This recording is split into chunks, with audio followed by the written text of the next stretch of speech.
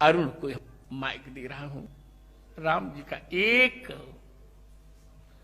जो सीरियल में प्रसारित हुआ था वह कोई एक परिसंवाद, मैं डायलॉग्स नहीं कहूंगा, परिसंवाद सुनाने के लिए आप लोग बैठ जाए। फिर मैं उपसंहार करूंगा, फिर तवारती होगी। परम पूज्य महाराज जी के चरणों में कोटि कोटि वंदन। आप सभी बहनों भाइयों, आप सबके चरणों में नमन। आज मेरी बरसों की इच्छा पूरी हुई है, महाराज जी के दर्शन करके, उनका आशीर्वाद प्राप्त करके। जिस स्नेह के साथ उन्होंने मुझे अपने गले लगाया और उसमें जो भाव था, जो मुझे महसूस हुआ, वो या तो मां लगाती थी या महाराज जी ने लगाया है।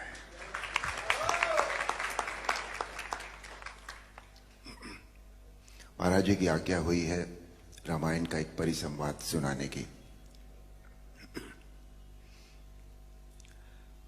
एक प्रसंग है जो हमारी रामायण थी उसमें, कि रावण जब पहली बार भगवान राम के सामने युद्ध क्षेत्र में आते हैं तो उनका सामना सभी से होता है। पहले हनुमान से भी होता है, सुग्रीव से भी होता है, सभी लोगों से होता है, पर कोई भी रावण को कुछ कर नहीं सका था क्योंकि इतने वरदान थे उनके पास। पर संध्या होते होते जब वो भगवान राम के सामने जा पहुंचे तो भगवान राम ने उनके रथ का पहिया, उनकी ध्वजा रथ की, उनकी खड़क, सभी कुछ तहस नहस कर दिया।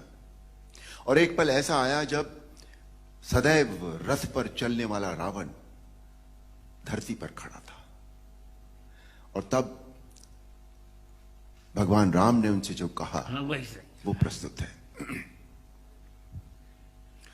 वाह रावण वाह, भगवान शिव के त्रिशूल की भांति प्रचंड वायुपुत्र हनुमान की मुष्टिका का प्रहार तुमने सह लिया। तुम सचमुच परम शक्तिशाली हो, परंतु कितने दुख की बात है कि तुमने अपनी ये शक्ति अधर्म के कार्यों में लगा दी और इस दुर्दशा को पहुंच गए। रावण, भक्त और ज्ञानी में अंतर होता है। भक्त चाहे मूर्ख हो परंतु हृदय का सच्चा और मन का सरल होता है, परंतु ज्ञानी तुम जैसा दुष्ट भी हो सकता है, जिसे स्वर्ण अलंका के राज सिंहासन पर बैठकर भी जीवन की अपूर्णता का कांटा चुभ रहा है। तुम्हारे जीवन में इस समय अशांति, चिंता और तड़प के अतिरिक्त और कुछ भी नहीं है। तुम्हारे जैसे हर दुराचारी को एक समय इस बात का आभास हो जाता है कि उसका अंत समय निकट आ गया है, और तब वो एक घायल सांप की भांति अपनी सुरक्षा की बिल ढूंढता फिरता है, लेकिन उसे कहीं सुरक्षा नहीं मिलती। वही अवस्था इस समय तुम्हारी है। तुम्हारे पाप कर्मों के विष के प्रभाव ने तुम्हारे मन की शांति को जला दिया है, और तुम उस पाप के विषैले कांटे की चुभन को छुपाने के लिए ऊंची ऊंची आवाज में बड़ी बड़ी डींगे मार रहे हो, जिन्हें तुम्हारा अपना मन भी सच नहीं मानता।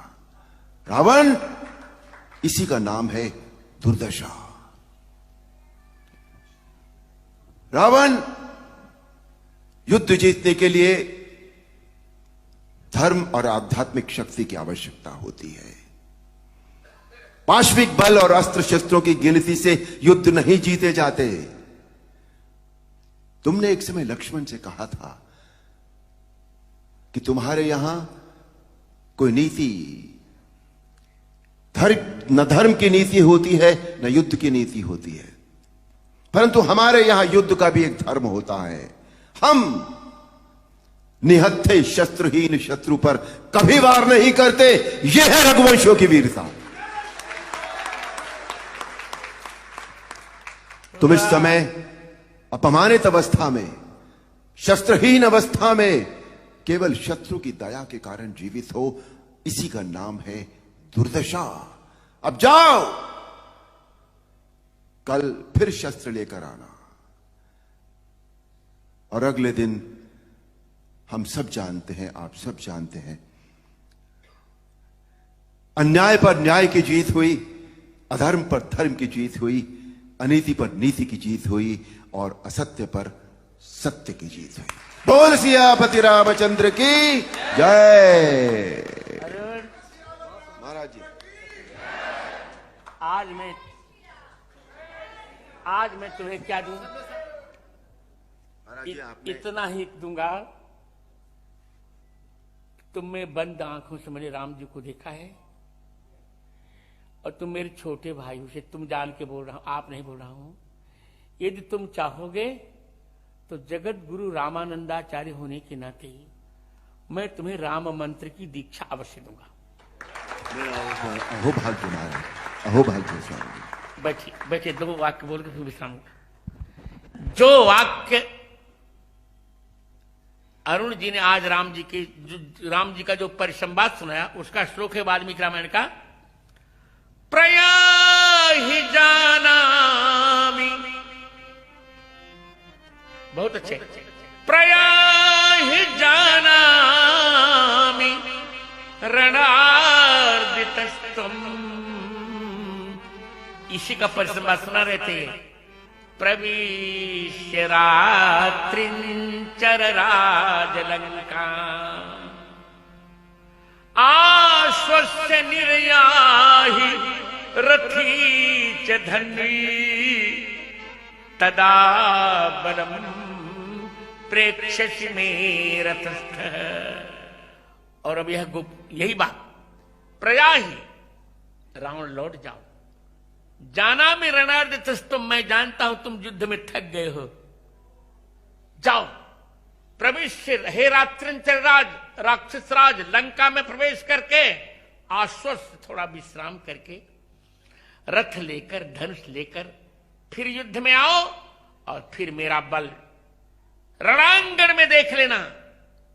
मुझे यह कहने में बहुत हर्ष हो रहा है कि यह परिसंवाद मैंने ही रामानंद सागर को लिखवाया था।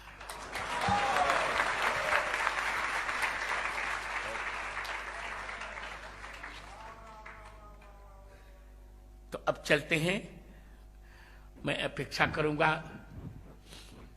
इस